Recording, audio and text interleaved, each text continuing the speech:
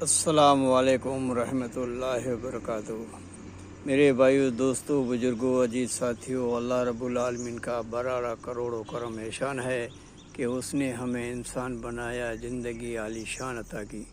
میرے بھائیو، دوستوں، بزرگوں، دن بر دن امت کے اوپر اتنے حالات آ رہے ہیں، اتنے عذاب آ رہے ہیں جس کی کوئی سیما نہیں ہے، پھر بھی ہم اللہ کو ناراض کر کے بیٹھے ہیں اور دعویٰ تو بڑا بڑا کرتے ہیں۔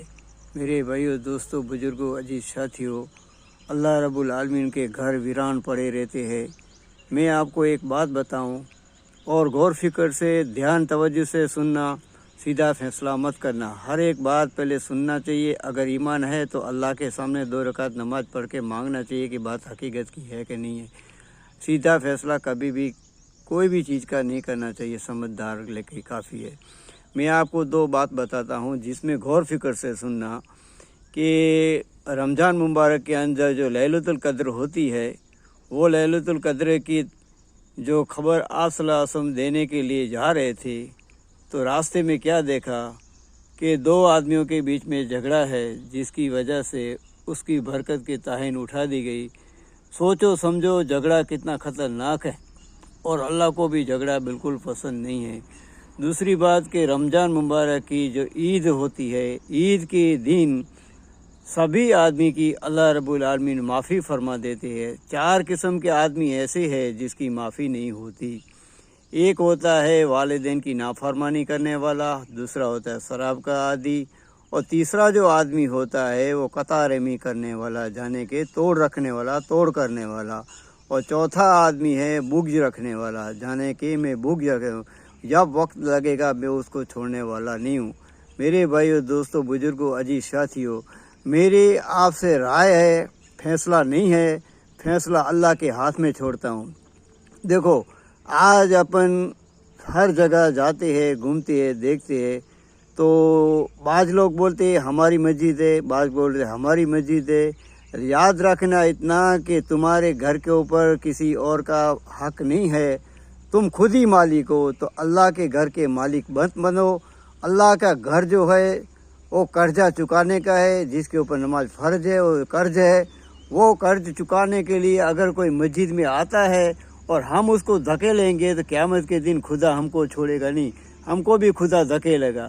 خدا سے ڈرو، وہ آدمی کوئی بھی ہو، چاہے اہل حدیث والا ہو، سنی ہو، تبلیغ ہو، دعوت اسلامیہ ہو، کوئی بھی ہو، ہم اپنی مسجد کو ویران نہ بناوے اور اللہ کے سامنے بغاوت نہ کرے، نہیں تو حالات دیکھ لو کیسے آئے کہ ایک دور ایسا تھا کہ یہاں سے فوراً نکل جاؤ ورنہ مارے دیے جاؤ گے۔ آج وہ خود ترس رہے زندگی کو۔ اللہ کا عذاب جب اترتا ہے تو کوئی نہیں دیکھتا ہے، چھوٹے بڑے سب اس کے اندر گرفتار میں آ جاتے ہیں۔ اس لیے میرے بھائی دوستو، آج سے طے کر لو، اگر زندگی آخرت کی اچھی بنانا چاہتے ہو، کسی مولانا کے پیچھے، کسی باپو کے پیچھے، کسی کے بھی پیچھے تمہاری کامیابی نہیں ہے۔ تمہاری کامیابی ہے تو اللہ کے حکم میں، نبی پاک صلی اللہ علیہ وسلم طریقے میں۔ آج سے ہم جس تو ہمارے تابع ہے اس کو اجازت دے کہ بھائی مسجد کوئی بھی ہو تمہاری نماز ہو جائے گی۔ اگر تم نے نماز کے لیے کسی سے روکا اور بغاوت کی تو سمجھ لو تمہارے میں اتنی حیثیت اور اتنی طاقت نہیں ہے کہ تم جہنم کو برداشت کر سکو۔ اسی لیے کہتا ہوں کہ مسجد میں جاوے تو کوئی بھی مسجد ہو، ہم اپنے ساتھیوں کو کہتے بھائی نماز قبول کرنے والی ذات خدا کی ہے، تم کسی بھی نماز میں، کسی بھی وقت، کسی بھی گھڑی، کہیں بھی نماز پڑھ سکتے ہو، کیونکہ نماز کا اگر تمہارے پاس وہ سرٹیفکیٹ ہے کہ تمہارے پاس خدا نے سرٹیفکیٹ دیا ہے کہ تم صحیح ہو، تم روکو، تمہارے سوا کسی اور کو سجدہ نہ کرنے دو، تو تمہارے پاس سرٹیفکیٹ ہو تو خدا جانے اور تم جانو وہ آخرو۔ میں تو یہ آپ کو سمجھانا چاہتا ہوں کہ ہم خود بھی ہر جگہ مسجد میں نماز پڑھے، اور ہمارے تابع جو ہے، ہمارے کو ماننے والے ہیں، اس کو بھی کہتے بھئی نماز قبول کرنے والی ذات خدا کی ہے، تم کہیں بھی نماز پڑھ سکتے ہو، کسی کے بھی پیچھے پڑھ سکتے ہو۔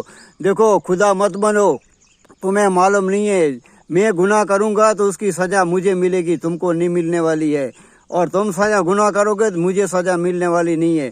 ہم کسی کو حقیر نہ سمجھے، ہم کسی کو گنہگار نہ سمجھے، ہم کسی کو برا بلا نہ کہے، کیونکہ کل ہم کو بھی قبر میں جانا ہے۔ اس لیے جانے سے پہلے، جانے کی تیاری میں یہی ہے کہ آپ صلی اللہ علیہ وسلم نے فرمایا میری 2 چیزیں، کلام پاک اور میرا سنات اس کا مکمل پکڑ لو، کامیاب ہو جاؤ گے۔ وآخر دعوانا الحمدللہ رب العالمین۔